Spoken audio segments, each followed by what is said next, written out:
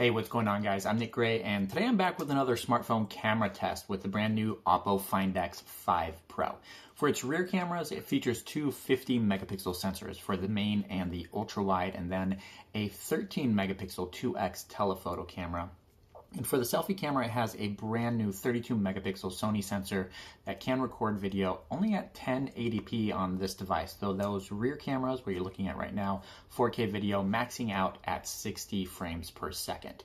But while the rear cameras on this device are the same as what we got on last year's Find X3 Pro, Oppo's using a brand new imaging chipset on the inside called the Mari Silicon X, which does a lot of what Google's imaging sensor does with computational photography, but it also applies it to videography as well, giving this device a new ultra low light videography mode and better dynamic range when capturing regular video as well. So we're going to definitely be putting that to the test. So without further ado, let's jump into some photos and videos captured with this device in a variety of different lighting conditions to give you an idea of how the Oppo Find X5 Pro handles itself in everyday use. Let's take a look.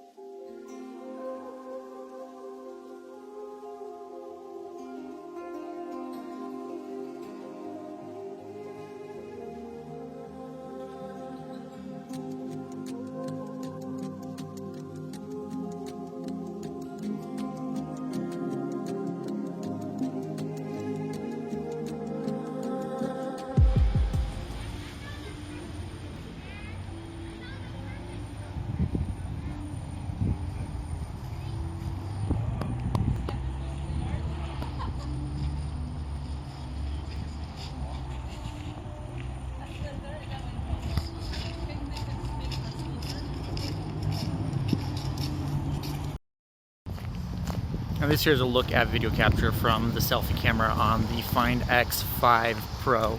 As far as the video quality goes, it's actually pretty good. Again, though, it is just limited to 1080p, which is pretty disappointing in this day and age when so many flagship tier devices, especially ones that cost this much money, have 4K video selfie cameras that can record 4K at 30 or even sometimes at 60 frames per second.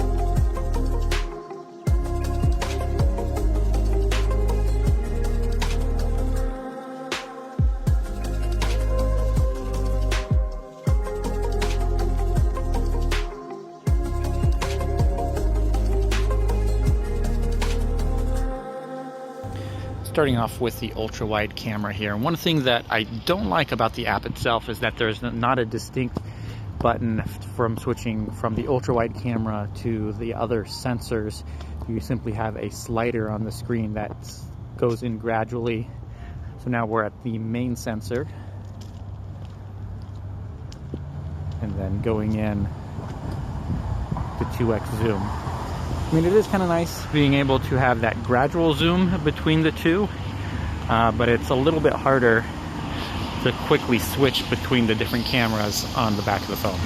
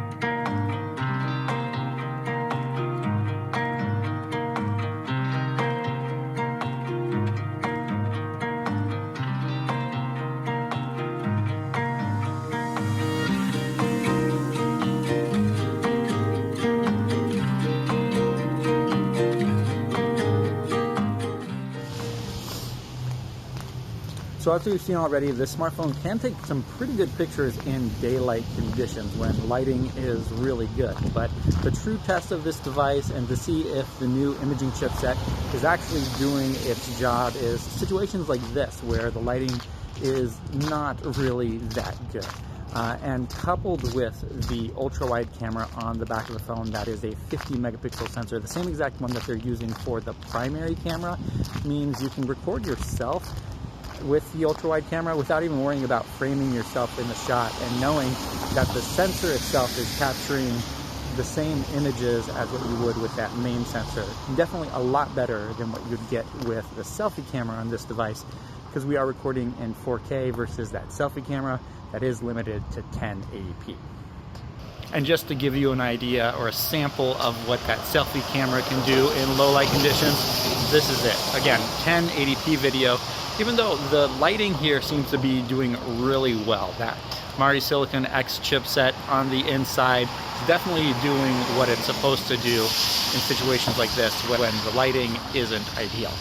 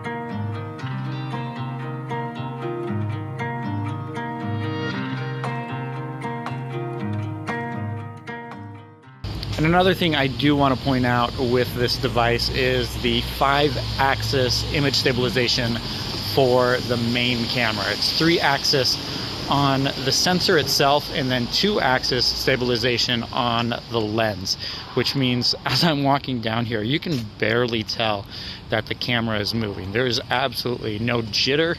There's a little bit of wobble here and there as it tries to restabilize itself and make sure what you're seeing is in the frame, but compared to a lot of other devices, this is incredibly smooth.